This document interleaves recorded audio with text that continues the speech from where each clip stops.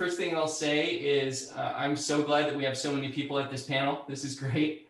And let's jump in. I think we'll just admit people. So I'm Neal Morgan. I'm head of organizing with Sister District, and my colleagues Kira and Taylor and Faith are on this session too, helping out. Put your questions in the chat if you have any, and closed captioning is available as per usual down at the bottom of your Zoom ribbon. And also one other thing I want to say is that everything you hear today in this session about phone banking, all of these tips, best practices, etc., they'll all be reflected in our guidance and training materials that we roll out when we have candidates. And your organizing department staffer, of course, will be working with you throughout the entire cycle to incorporate everything and improve your programs. So show of hands, briefly, who among us are phone bank trainers? Generally, okay, good. And then phone bankers, phone bank adherents. You've consumed the Kool-Aid. You get it. Yeah. Okay. And then skeptics among us. Phone bank skeptics. Okay, couple, cool. All right. Okay, good. All right. So the purpose of this session is not to talk about various effectiveness levels of each kind of tactic. You know, Gabby and Mallory just did that. What we want to do today is, well, first I want to set some larger framing that piggybacks on what you just heard from Mallory and Gabby. This is our #1 remote voter contact tactic. And you know, those of you who have phone banked a lot, you really get it. You really understand why. This is the thing that our candidates and our campaigns most ask us to help them with when it comes to voter contact. Put all the studies aside, if the candidates and campaigns are asking us to do this, you know, asking us to prioritize this, their only incentive is to win an election. So, you know, we trust them, we go with them. But if you want to identify voters, you know, figure out how they're going to vote, if you want to clean up that campaign's list so they know who to contact and they're more effective with their time over an election cycle, if you want to have those persuasion conversations where we're listening, we're really connecting over shared values, and then if you want to motivate voters, you got to make plans to vote. Conversation is king. Conversation allows real-time transaction with someone, right? It's a two-way street. You give information, you learn it. So that's just a big framing. This is why we care so much about this. In 2020, we optimized our volunteer capacity like never before to give candidates increasingly effective and more total dials. So in 2019, and we can go to this next slide, in 2019, we made over 200,000 dials. In 2020, we made over 700,000 dials. This is a big deal. We had 48 recurring phone banks in our system, and you'll hear more about this today, but it's absolutely crucial for your phone bank program to happen same time, same day, every week kind of thing. It's crucial for growth. It's crucial for creating community. So what we're going to do today is talk about how we did it. How did we get to this 708,000 total dials? We adapted very early to virtual phone banking. And as Taylor said yesterday in the recruitment module, like, we're not going back, except for in very special cases. So how did we do it? So we've got a panel of four amazing phone banking leaders with us today. And I'm going to facilitate a discussion with that panel. And so we can go to the next slide. We've got Emily Wasson, who led the phone banks in Sister District LA San Fernando Valley. And I've put in the 2020 program total dials for each program. You know, the way to think about this is each each of these programs were different in terms of their capacity and how many phone banks they did and when they got started. So don't think relative terms here. I just want to give you a sense of the scale. Jordan Hill, our sister district, Portland, actually led all sister district teams in our system in average dials per phone bank. Kind of cool distinction. Linda Nolan, sister district, Sacramento. Hi, Linda. And Shelley Wong, sister district, East Bay. And we can get rid of slides at this point, and here we go. First question is to the panelists. It's crucial for a program, a phone banking program, to grow. Obviously, this is the poetry in the work that we do as organizers, is that you can't scale to make an impact on a close election unless you're creating community and building, right? And you're growing, and you hope that you're growing organically, which means people are inviting their own friends of their own accord, and it's, it's growing through that building of community. So the question for the panelists is, what was it about your program? What did you do that made it so that people wanted to come back, made it so they did come back? Why were people coming back? And let's just go alphabetical. So each panelist is going to take a few minutes to hit some high points, and then we'll move to a second question. So Emily Wasson, what about your program made it so that people were coming back week after week? Yeah, that's a great question. I think a few things. We were able to build community in a time that I think people were really looking for that, which was special. We did some goofy things like having weird themes, and people would bring a virtual background. And then, you can put that in the email. So if new people are coming in, they can bring the background as well. Or if you have a new person show up, we would find someone new would come and we would be really warm and welcoming to them, which I also think is key. And then they would add the background if they didn't know about it. We had inside jokes. The other thing I think is that a lot of people in my phone bank were sharing on their social media. And I think it creates a psychological feedback of I am a phone banker. This is a thing that I do and I am proud of it. And I've told my community that. And then they would bring new people in, which helped us not only recruit, but then also retain, because if your friend is showing up next week, you're probably going to come as well and make sure they have a good time. So in addition to, of course, really high quality training, and I think really highlighting the value. I like to say that every dial you make is a dial we couldn't have made without you. So even if, efficiency is important, but also if it's someone's first time, they're not going to necessarily get the same numbers as someone else. And that's okay. It's still really important that they're there. Mm-hmm. And just reiterating that value of showing up and typing in those numbers and keeping going. Yeah, that's excellent. And Emily, just in a minute or so, your program started mainly with friends of yours, is that right? And it was going to be twice a month, but they enjoyed it so much they convinced you to go weekly. Yeah. It started with just friends. It really grew from there. But I think the weekly really worked as well, because it's every Wednesday we're phone banking, and then they were so eager, they wanted more. So then we added Sunday, and then they were going to other phone banks as well, different days of the week that worked well for them. So I think once you get people in the door, they're really, they get excited about it. Right. Once you understand the value of phone banking, and then once you get a part of the community, it has its own momentum. That's awesome. Jordan Hiller, let's move to Jordan. Jordan, what was it about your program? Why did people keep coming back? How did you grow? Yeah, well, let me start by echoing what Emily said. Being regular, being welcoming and encouraging, and making it fun. That's a big part of it.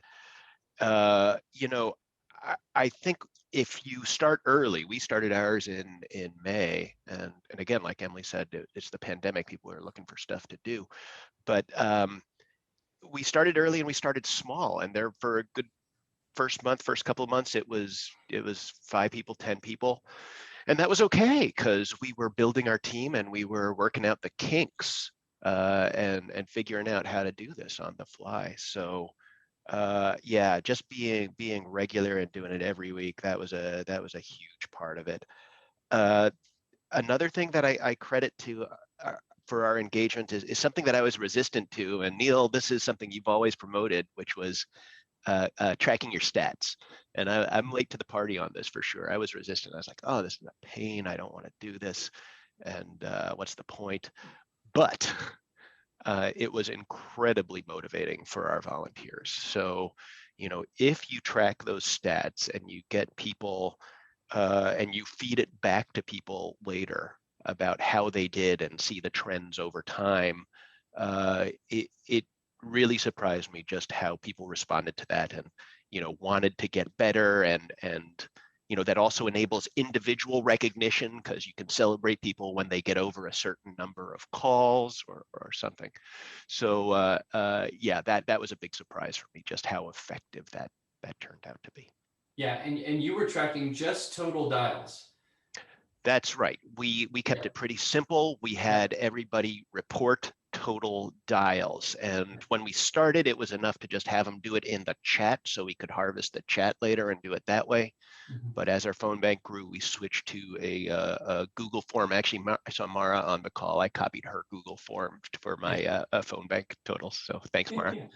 Yeah, that's great. And let's check in with Linda Nolan. So Linda, what was it about your phenomenal, spelled PHON, phone bank crew that got together in what, February, and started making calls? We started in February. Yeah. So what was it? Why did people keep coming back? Well, for starters, it was a new experience for me. So I had never run a phone bank before, never really even worked a phone bank before. So I was kind of nervous about it to begin with. But so we started in February working with Flip the West for Arizona Wins, and we had some really good response with that. But we didn't have any idea about goal setting or what was a good number. And I think the first time we met, we had like, there were 8 of us and we spent 4 hours and we made 83 calls.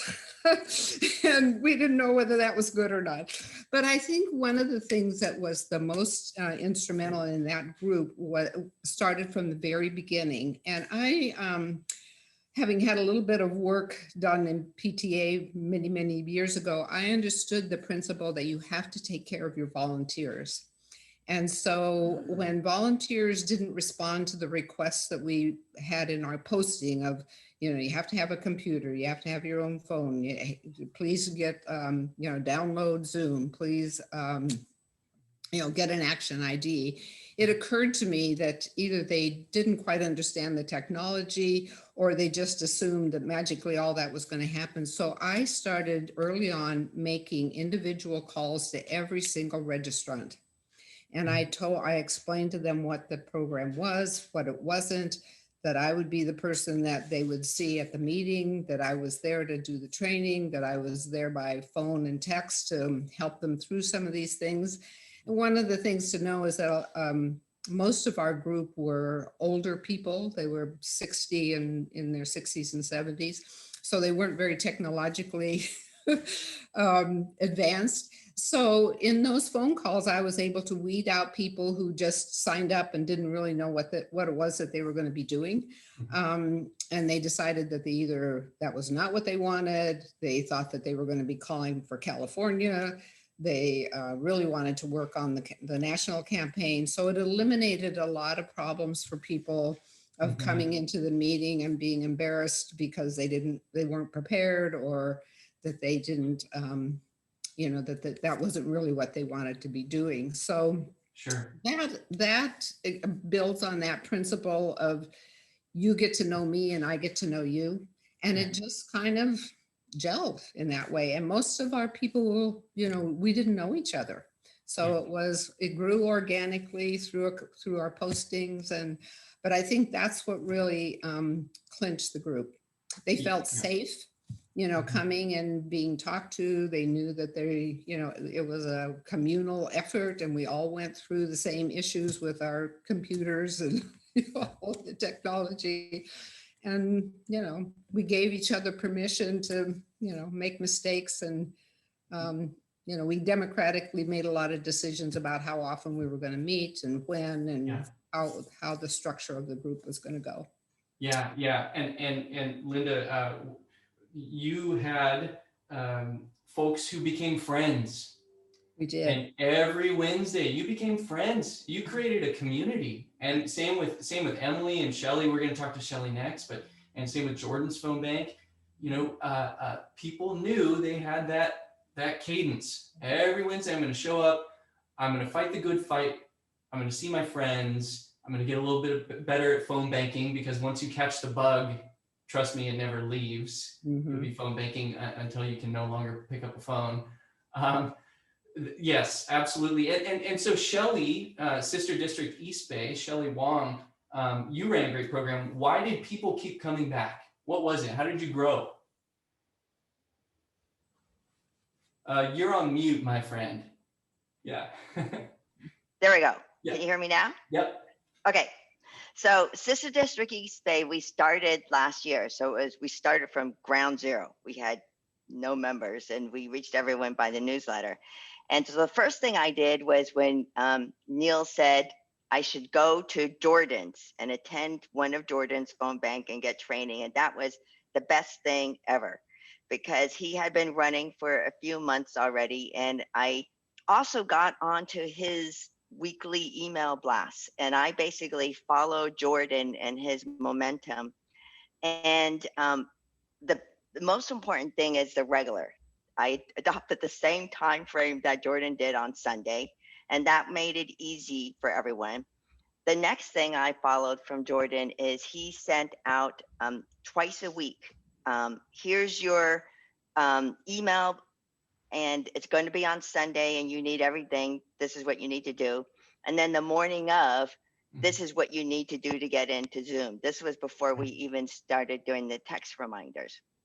And then I followed a little bit of what Linda did, as many of our phone bankers signing in early didn't know about Zoom or the technical of phone banking. So what I did is I reached out to them before Sunday and said, I'll give you a pre-training on how to get into Zoom. Let's do a test drive, so when you sign in on Sunday, you won't be scared. And I talked with them so that they know this was a real person. And I think the regularity that I was there every Sunday and they knew it was me, so they didn't have to think about it. They just know, go into their calendar the same time every Sunday and we will be there. And then during the schedule, it was always the same time frame. We do training. So if you don't want to do the training, you come and do this. And then we also adopted a lot of what Jordan did, which made it fun. So the beginning of every phone bank, we checked in and say, hey, where are you from? And you're new. We always introduce the new members. And this is the first time. How many times have you phone banked?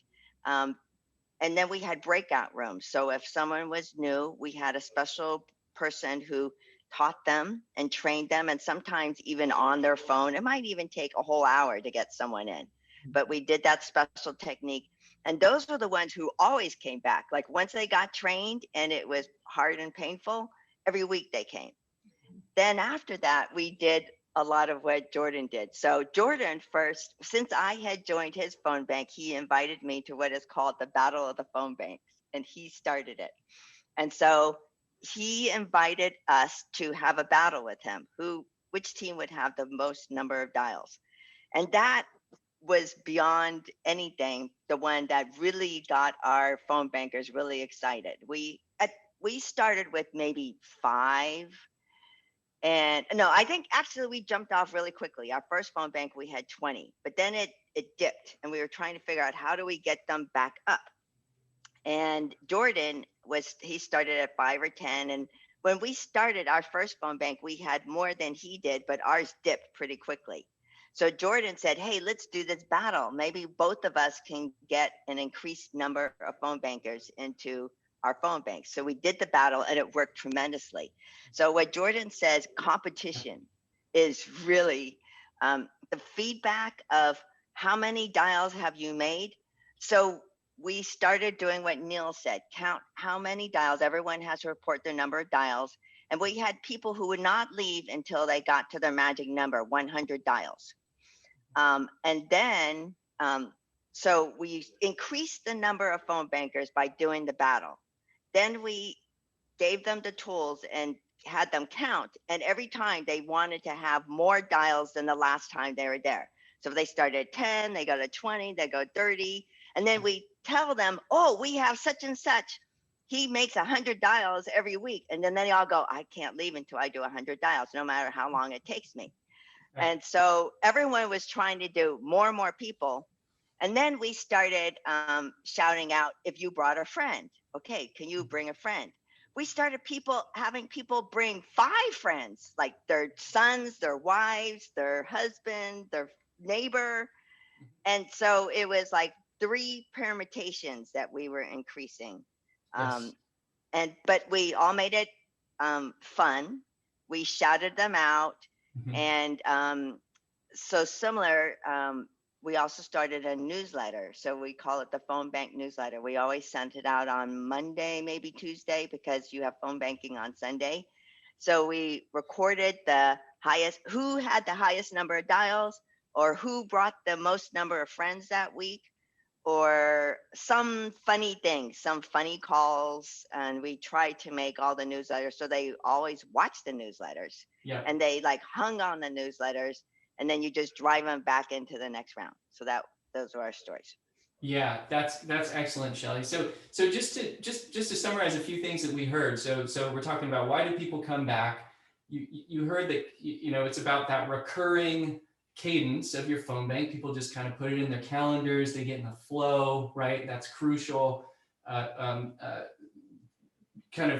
Celebrating people's successes is huge, on the calls. And our model has, kind of a 15-minute, 20-minute training, and then make 30 minutes of calls, and then do 5 minutes of a breakout everyone comes back and connects, and you talk, people ask questions, you celebrate people's successes, and then you dial for another 30, and then you do another 5-minute check-in, and, right? So we build that into the program, that kind of connectivity.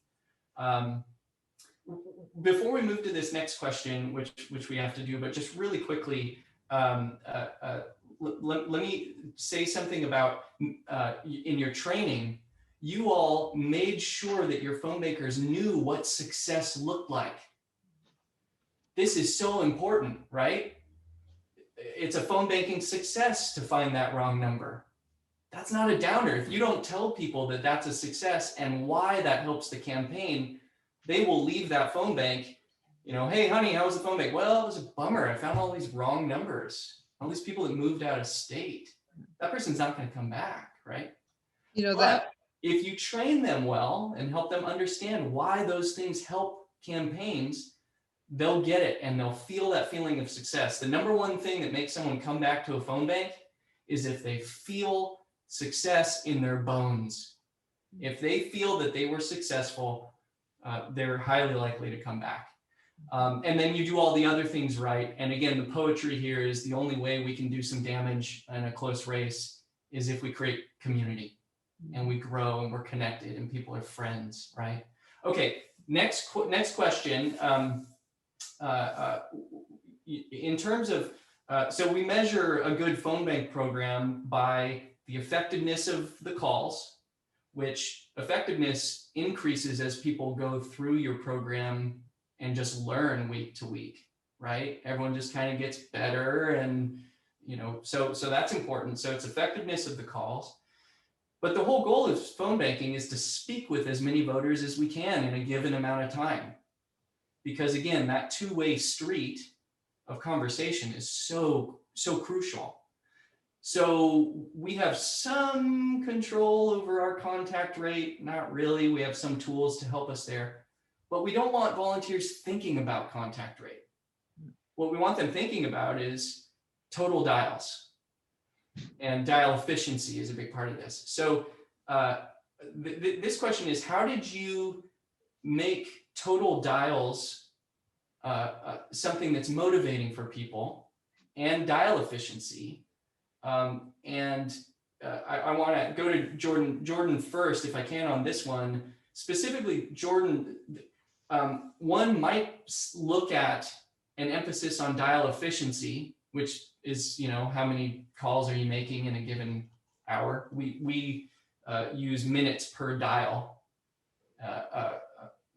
but they might see that there's a tension there between that and having effective conversations and maybe having time for community. In our program, I don't think that tension is there at all. Can you speak to that? Sure. Yeah, and it's funny because we definitely had folks during the phone bank remark that jokingly that they were sorry that they were getting into this really deep conversation with a voter because it was cutting into their dial efficiency, right? So they were joking. Of course they were joking, but yeah, and that's really important. It's like, yes, this is all about shots on goal. It's about having opportunities to have conversations. Then once you do get it, of course, you pull back and you focus on that voter and you make sure you're having an effective message. Two things I think that are kind of important about dial efficiency. One, we've already talked about this issue. Neal, you talk about pulling back the curtain, right? I think there's as volunteers, sometimes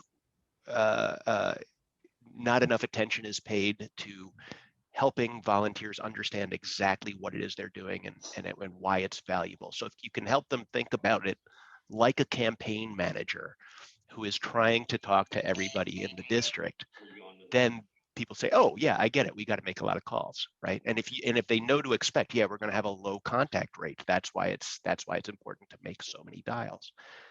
So yeah, just giving people the background, that's really important. The other thing is the other thing is that with a standing phone bank, longevity is efficiency.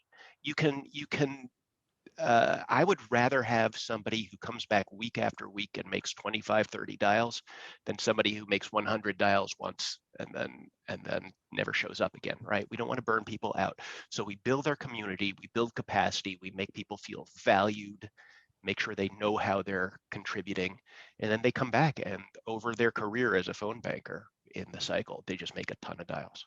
Mm-hmm. That's right. And Emily, you would celebrate people's accomplishments related to total dials, and you had a very active chat on your phone banks. How did you use the chat, and how did you use your check-ins to kind of encourage people to think about dialing quickly? Let's talk to as many people as we can in the time we've got together.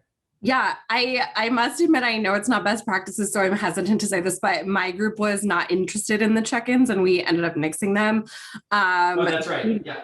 In favor of the chat, which I think the check-ins are great. And I think that the phone banking best practices are like a really phenomenal place to start. And then I think read the room. And my group was like, we just want to dial. We'll see you in 2 hours. And like, if there were new people, we would make sure they knew what they were doing and they felt comfortable. But because of that, we really did use the chat. So we were nonstop chatting, sharing, great calls, bad calls, funny calls. We were really into ringback tones. So anytime you got a ringback tone, that was like a huge phone bank win. And I think that helped keep it fun. And then also, allowed the people who maybe weren't making contact to feel like they were contributing, because they'd be hearing these other stories of like, oh, I just talked to this person. And I think that helped build not only the community, but also the enthusiasm for the phone banking. Yeah. And being really like, if a phone banking win is getting a ringback tone, then you just want to keep, dialing, and you're not so confused, like concerned about whether or not you actually talk to someone. And I think also, sometimes we celebrated, like I called 10 wrong numbers and it's like, well, that this list is so clean now. So it helped to keep it fun too. You got it. You got it. So, like I said, the number one thing that'll keep someone coming back is if they feel success in their bones. They got to feel it, right? And so that means you have to point out what success is, and you have to connect the dots between a phone banking success and a campaign success. Right? But what you're saying is you can also expand the goalposts, right? You can include whatever you want as a phone banking success. And that's a great thing. And all of your programs were really active in the chat and active on those check-ins to share stories. That's so important. Shelley, in your newsletter, how did you celebrate the outcomes, the people's successes? Oh, and you can unmute, my friend. Yeah. Keeps on going back on mute. Okay. I followed something that Jordan had in his newsletters. We had these graph charts, and we graphed how many our total dials were as a group. And so it really was important that we were as a community, because what we would say is not everyone may have good calls or even successful calls every day, but as a group, we had successful calls, and that's why the chat comes into play. And so as a group, what were our total dials that week, plus calling out special people that had high number efficiency calls. We also really had success stories on how many people have come. So we're celebrating that they come every week. And that they are making high number of calls. Some people don't make high number of calls, but if they come more often than other people, in total, like what Jordan says, they get to their calls. And so we call them out sometimes by name, sometimes just as a group, but we had graph charts, and that was in the newsletter. Yeah, that's excellent. And Linda Nolan, do you mind explaining your awesome handmade total dials thermometer? Well, it became kind of clear to me that people were struggling with how to measure success. We had to give up the whole idea of leaving messages once we understood what the efficiency was about. So I did a couple of things. One was I brought people in. Neal, you were one of the people to explain to us exactly what this dial efficiency meant and how many rings we could have and why we weren't leaving messages. And I took a lot of information from Gabby that was in the resource library, and I literally read through it with people about the importance of phone banking and what it all meant. But I also felt, and that kind of changed things for people, but I also felt like they needed something really concrete.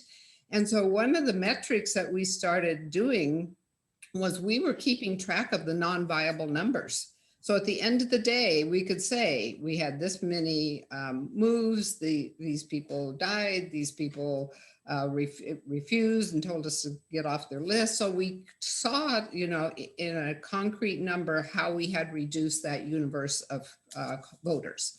So that helped. But then I made a thermometer that sat in back of me in the room that I was in, so that people could see our progress. I think I mentioned before, we didn't really have any idea of what a good goal was or what we were going to be able to reach. But that thermometer got people very jazzed because they could see the progress on a weekly basis. And so those kind of concrete things were very helpful in helping in people, wanting to improve their numbers and continue to go. And the group did not like the idea of coming back into the group. They wanted to call for an hour and a half and come back at the end and spend a half an hour relating our stories and supporting each other in that respect.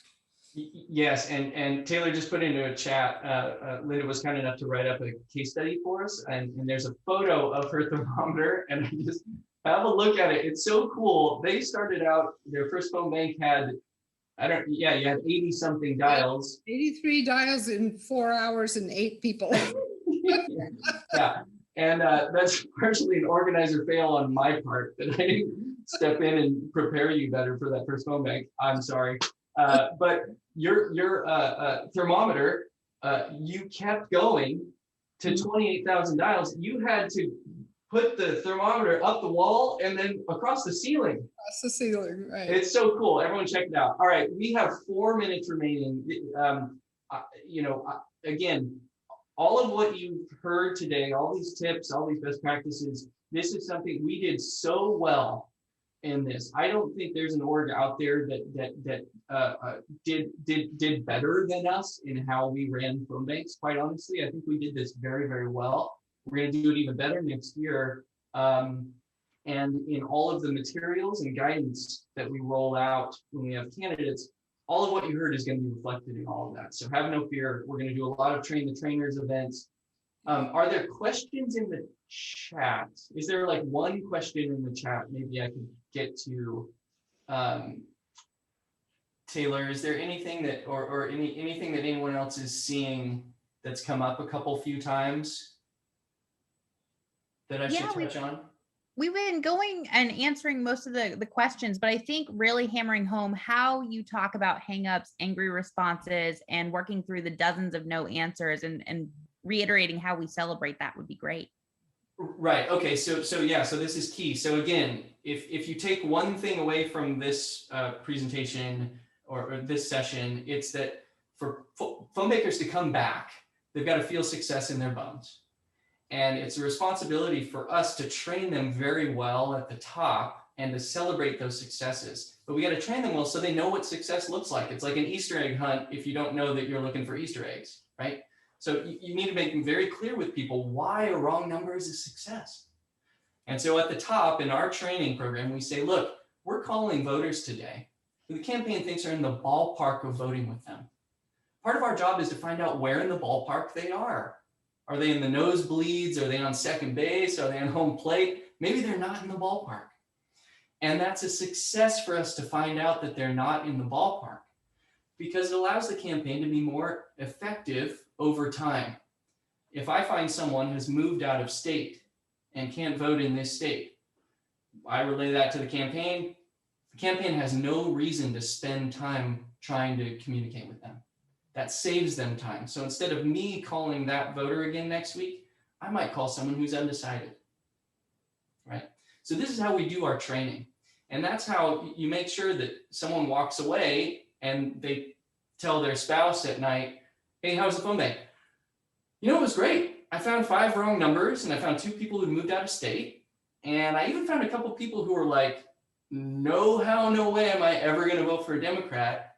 And you might think that would be uncomfortable. Actually, it was great because we got to eject them from that universe, right? They're not in the ballpark and the campaign now knows it. Having said that, stick with us if you want a phone bank next year, if you want to lead phone banks next year, do this with us. Thank you so much to all of our panelists, Jordan, Shelley, Linda, and Emily for running excellent phone banks last cycle and sharing their experiences with us. Thank you.